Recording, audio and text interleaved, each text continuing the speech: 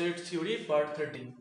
এখানে আমি আজ পড়াবো composition of mappings, associative property, composition of mappings is not commutative, আর হচ্ছে দুটো ইউজফুল থিওরেমস পড়াবো এখানে।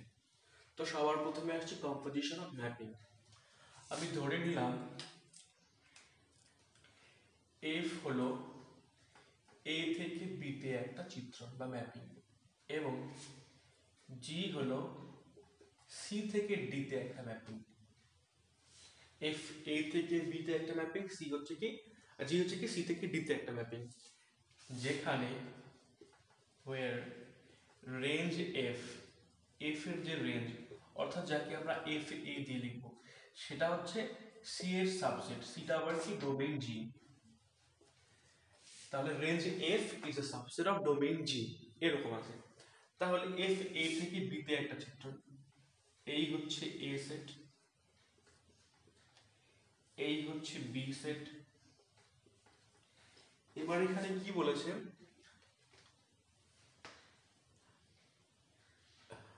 Range F is a subset of domain G. আচ্ছা, রেঞ্জ এফ কি হতে হয়? বি হতে পারে অথবা বি এর একটা সাবসেট হবে। তো আমি ধরে নিলাম এটা হচ্ছে রেঞ্জ এফ, অর্থাৎ বি এর সাবসেটই ধরে নিলাম আমি এফ এ। এবার এফ এ হচ্ছে সি এর সাবসেট, তো সি আমি এই সেটটাকে ধরে নিলাম সি, এটা হচ্ছে বি, এটা হচ্ছে F A. F A is a subset of C, আর এখানে রয়েছে ডি। তাহলে এফ হচ্ছে এ থেকে বি তে একটা ম্যাপিং, আর জি হচ্ছে সি থেকে ডি তে একটা ম্যাপিং। ওকে, এবার এক্স এর একটা এলিমেন্ট, এর একটা এলিমেন্ট নিলাম এক্স। তাহলে এক্স এর একটা এফ ইমেজ থাকবে কোথায়? এফ এর যে রেঞ্জ সেখানে, অর্থাৎ এফ এ এই সেটটার মধ্যে থাকবে। ধরে নিলাম এক্স এর এফ ইমেজ হচ্ছে ওয়াই। এবার ওয়াই যেহেতু এফ এ তে রয়েছে আর এফ এ হচ্ছে সি এর একটা সাবসেট, তাহলে ওয়াই সি তে রয়েছে। এবার জি যেহেতু সি থেকে ডি তে একটা ম্যাপিং, ওয়াই এর একটা ইমেজ পাবো ডিতে, সেটা হচ্ছে কি ধরে নিলাম জেড। তাহলে কি আসলো? F X is equal to কত? ওয়াই, আর G Y is equal to কত? জেড। ওকে, এবার আমি যদি এরকম একটা ম্যাপিং কনসিডার করি, একদম এ থেকে ডি তে ডাইরেক্ট, এ থেকে ডিতে ডাইরেক্ট, এমন ভাবে যে এক্স এর ইমেজ হয়ে যাবে জেড। এক্স এর ইমেজ কি হবে? জেড। তাহলে সেই ম্যাপিংটা কি আমি বলবো? এফ এবং জি এর কম্পোজিশন। কি বলবো? এফ এবং জি এর কম্পোজিশন, এবং তাকে জি নট এফ দিয়ে লেখা হয়। তাহলে G not F X is equal to কত আসবে? জেড আসবে। এই যে ম্যাপিংটা এ থেকে ডি আসলো, তাহলে G not F maps from A to D. অর্থাৎ ব্যাপারটা এরকম, এটা হচ্ছে ব্রেক জার্নি, আর এটা ডাইরেক্ট বাসে যাওয়া। ওকে, এক্স যাচ্ছে ওয়াই তে, ওয়াই যাচ্ছে জেড এ। এক্স ওয়াই তে যাচ্ছে আন্ডার দ্য ম্যাপিং এফ, আর ওয়াই জেড এ যাচ্ছে আন্ডার দ্য ম্যাপিং জি। এবার আমি ডাইরেক্ট একটা ম্যাপিং কনসিডার করলাম যা একদম এ থেকে ডি তে সরাসরি, এবং এক্স এর যে ইমেজটা হবে এই ম্যাপিং এর আন্ডারে, সেটা একদম জেড এ চলে যাবে। এক্স থেকে ওয়াই, ওয়াই হয়ে জেড, এরকম না, এক্স একদম ডাইরেক্ট জেড এ চলে গেল। তাহলে এই যে ম্যাপিংটা আসলে নতুন যে ম্যাপিংটা পেলাম, সেটাই হচ্ছে জি নট এফ, অর্থাৎ এফ এবং জি এর কম্পোজিশন। তাহলে G not F X equal to কত?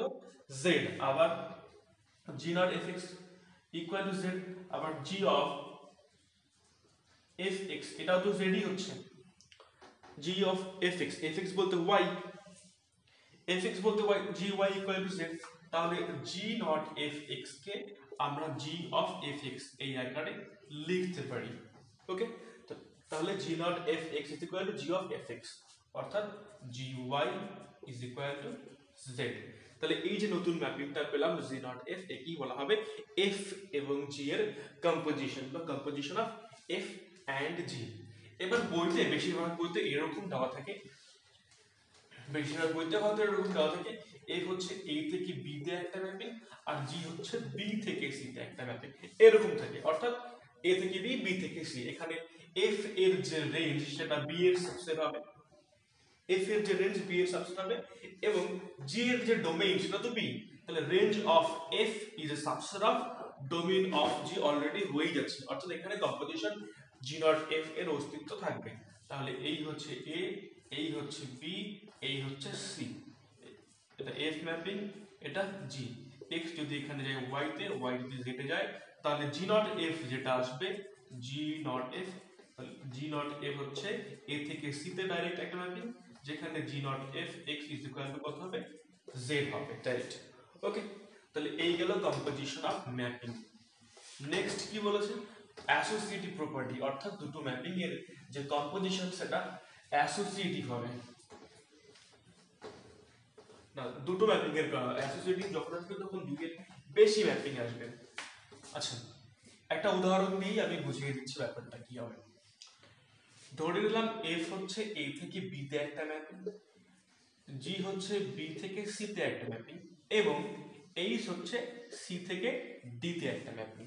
তাহলে এই হচ্ছে এ সেট, এই হচ্ছে বি সেট, এই হচ্ছে সি সেট, আর এটা হচ্ছে D set. F G H, X এর ইমেজ ধরে নিলাম Y under the mapping F, Y এর ইমেজ ধরে নিলাম Z under the mapping G, and Z এর ইমেজ ধরে নিলাম হচ্ছে W under the mapping H. এবার এ থেকে সি তে যে ডাইরেক্ট ম্যাপিংটা আসবে সেটা নিশ্চয়ই জি নট এফ হবে, এবং G not F X is equal to কত হবে, অবভিয়াসলি জেড হবে। ওকে, এবার এ থেকে সি তে রয়েছে জি নট এফ, আর সি থেকে ডি তে রয়েছে এইচ। তাহলে এই দুটোর যে কম্পোজিশন আসবে ডাইরেক্ট, তাহলে সেটা কি হবে, H not G not F হবে, যেখানে H not G not F X is equal to কত হবে, অবভিয়াসলি ডব্লিউ হবে। জি নট এফ এর এক্স ইমেজ কত, জেড, আবার জেড এর ইমেজ কত, ডব্লিউ। তাহলে ডাইরেক্ট মানে এটা আমি বলে যাচ্ছি, এটা একটা আর এটা একটা, এই দুটোকে কম্পোজিশন করলে কি আসবে, H not G not F, এবং যার যে ম্যাপিং এর জন্য এক্স এর ইমেজ হচ্ছে কত, ডব্লিউ। আবার অন্যভাবে ভাবলে এ থেকে সি তে যে ডাইরেক্ট ম্যাপিংটা আসবে সেটা হচ্ছে জি নট এফ, কি না এটাই তো উদাহরণ দিলাম।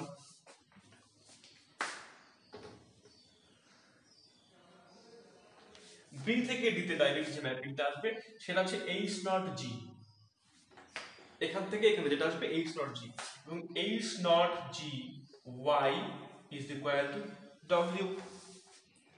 আবার এক্স এর ইমেজ হচ্ছে ওয়াই, ওয়াই এর ইমেজ হচ্ছে W under the mapping H not G. তাহলে এই দিক থেকে যদি কম্পোজিশন ভাবি, অর্থাৎ H not G not F যে ম্যাপিংটা আসবে সেটা এ থেকে ডাইরেক্ট ডি তে চলে যাচ্ছে, এবং এই ক্ষেত্রে এক্স এর ইমেজ কত হচ্ছে, ডব্লিউ হচ্ছে। তাহলে আমরা কি দেখলাম, আমরা দেখলাম H not G not F X is equal two H not G not F X is equal to W, অর্থাৎ এটা আর এটা সমান। তাহলে যে কোনো এলিমেন্টের ইমেজগুলো যদি সমান হয়ে যায়, যেখানে ম্যাপিং এর ডোমেইন একই রয়েছে, তাহলে আমরা লিখতে পারি H not G not F equal to H not G not F, অর্থাৎ ব্র্যাকেট এদিক ওদিক করে দিলে কোনো যায় আসে না। তাহলে composition of mapping is associative. Next কি বলেছে, composition of mapping is not commutative. Mapping এর যে কম্পোজিশন সেটা কমিউটেটিভ হবে না কখনো, অর্থাৎ বিনিময় নিয়ম মেনে চলবে না। সেটা শুধুমাত্র একটা উদাহরণ দিয়েই আমি বুঝিয়ে দেব। এই ধরে নিলাম 1 2 3 এই সেটটা, বি হচ্ছে ধরে নিলাম 2 4 6 এই সেট, এবং সি ধরে নিলাম 4 8 12। ওকে, এফ হচ্ছে এ থেকে বি তে একটা ম্যাপিং, আর জি হচ্ছে বি থেকে সি তে একটা ম্যাপিং, যেখানে F X equal to 2x for all x belongs to a, আর জি ওয়াই হচ্ছে 2y for all y belongs to b।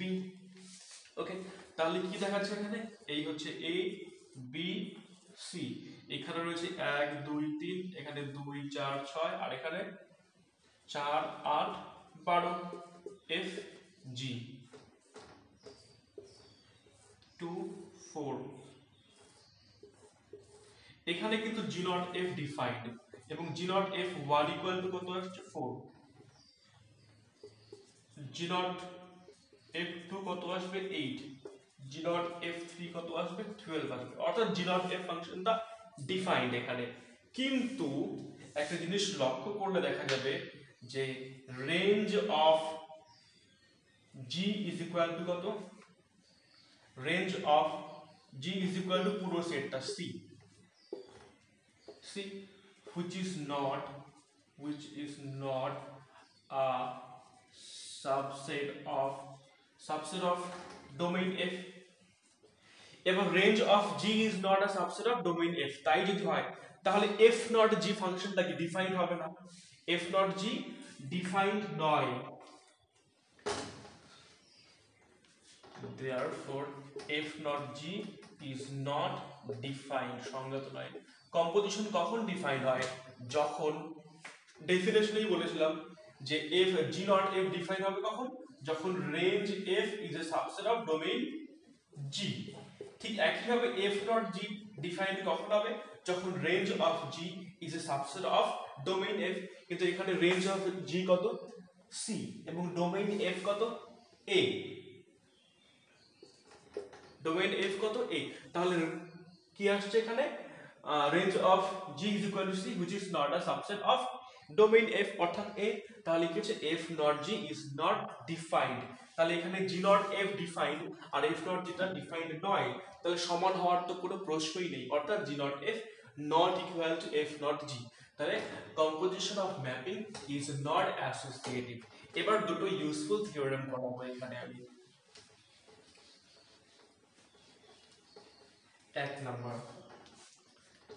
এক নাম্বার হলো let f maps a to b and g maps b to c if g not f is 1 1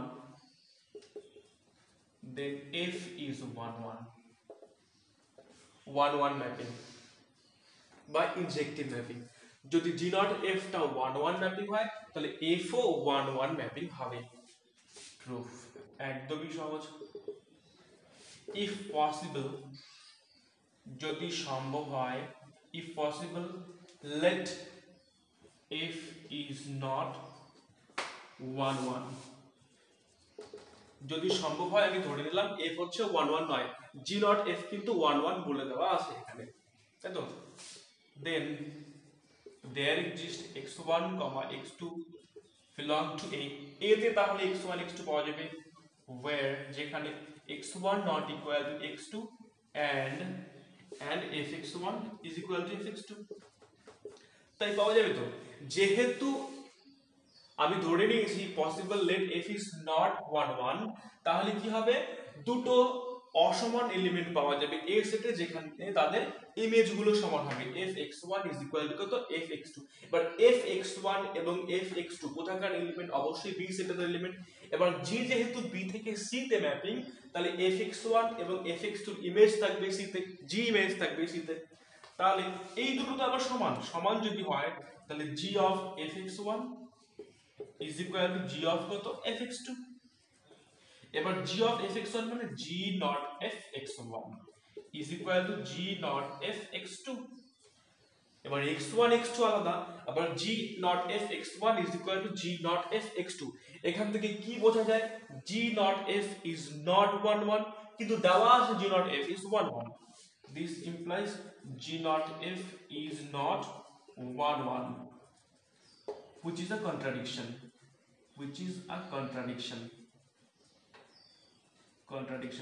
তাহলে আমি f টাকে 1 1 না ধরে দেখলাম যে g not f টাও 1 1 হচ্ছে না, অর্থাৎ g not f টা 1 1 তখনই হবে যদি f টা 1 1 হয়, f টাকে 1 1 হতেই হবে g not f কে 1 1 হওয়ার জন্য।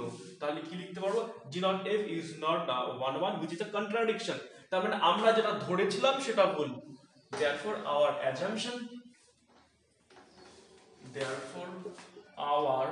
assumption that f is not 1 1 is wrong, therefore f is 1 1। okay, next theorem,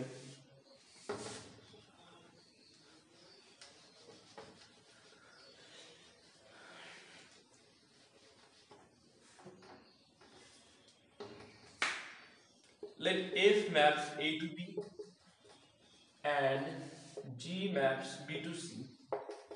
If G naught F is on to G naught F যদি on to হয় then G is on to বলতে surjective mapping. Okay, so proof একদমই সহজ কি দেওয়া আছে F maps A to B and G maps B to C. Okay, বলে যে G naught F is on to, তাহলে আমি ধরে নিলাম Z belongs to C. Okay, Z belongs to C. এবার G naught F is a mapping from A to C. A থেকে C তে mapping, তো G naught F টা A থেকে C তে ম্যাপিং কেন? A হচ্ছে A থেকে B তে, G হচ্ছে B থেকে C তে, তাহলে G naught F যে ম্যাপিংটা রয়েছে, যেহেতু G naught F maps A to B, A to C is on to, যেহেতু এই ম্যাপিংটা on to, there exists X belongs to A such that G naught F X is equal to Z. G naught F হচ্ছে on to, তার মানে C এর প্রত্যেকটা এলিমেন্টেরই pre image থাকবে A সেটে। A সেটে কেন?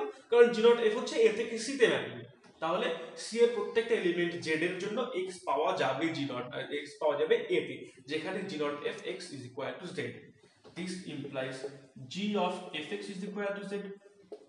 But Fx কোথাকার element? G of Fx is equal to Z. এখান থেকে বোঝাই যাচ্ছে Fx টা হচ্ছে B সেটের এলিমেন্ট, G তো B থেকে C তে ম্যাপিং, তাহলে G of Fx is equal to Z. But এখান থেকে আমি বলতে পারি therefore for all Z belongs to C there exists Fx belongs to B such that G of Fx is equal to Z. অর্থাৎ C এর প্রত্যেকটা element যে Z এর একটা প্রি ইমেজ রয়েছে B তে Fx. ওকে, তাহলে G কি হবে? অন টু হবে, যেহেতু G হচ্ছে B থেকে C তে ম্যাপিং এবং C এর প্রত্যেকটা এলিমেন্ট Z এর জন্য একটা Fx পাওয়া যাবে, যেখানে G of Fx is equal to Z. এখান থেকে আমি বলতে পারি G is কি on to, therefore G is on to. এবার আমি কয়েকটা প্রবলেম নিয়ে আলোচনা করব।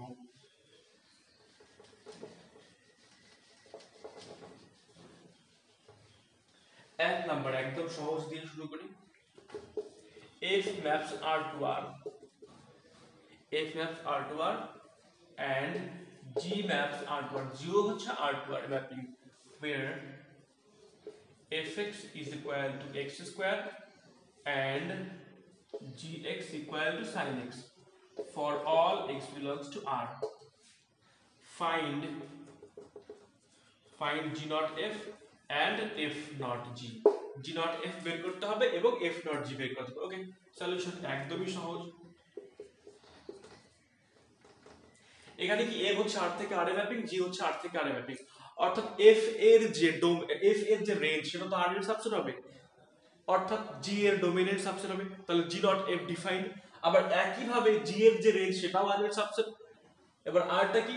F এর ডোমেইন, তাহলে G এর রেঞ্জ F এর ডোমেইনের সাবসেট, অর্থাৎ F নট G ও ডিফাইন্ড হবে। সলিউশন, এবং দুটোই R থেকে R এ ম্যাপিং হবে, তাহলে G of Fx is equal to কত হবে? G of Fx বলতে কত? x square, gx square. এবার gx যদি sin x হয়, gx স্কয়ার কত হবে? sin x square. আবার f not gx কত হবে? এটা হবে f of gx, gx কত? sin x, তাহলে f of sin x। এবার fx যদি x স্কয়ার হয়, f of sin x কত হবে? sin square x, sin x whole square মানে sin স্কয়ার x। ওকে, তাহলে কি পেলাম আমরা? therefore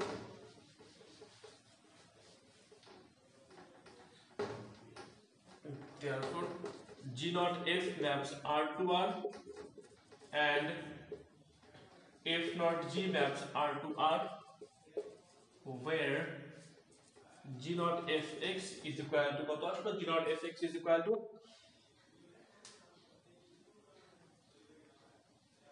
sin x square and F naught Gx is equal to sin square x for all x belongs to R. পরের অঙ্ক,